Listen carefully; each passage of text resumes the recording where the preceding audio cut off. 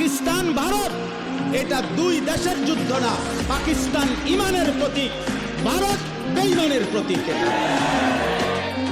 কুফরের প্রতীক। এজন্য ভারত পাকিস্তান যুদ্ধ না, ঈমান আর কুফরের যুদ্ধ।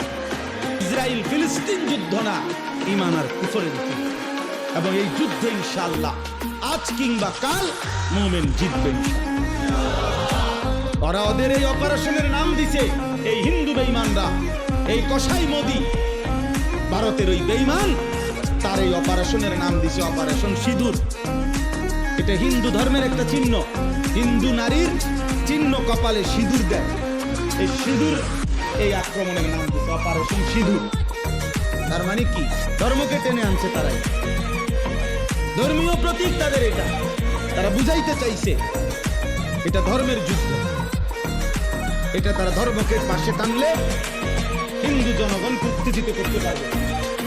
কথা বুঝছেন না? এই জন্য এটারে আগায় আনছে, এটাকে আনছে। তো বাকি এটাই ইনশাআল্লাহ, এটাই সঠিক, এটাই সত্য। বিজয় ইমানদারের হবে ইনশাআল্লাহ।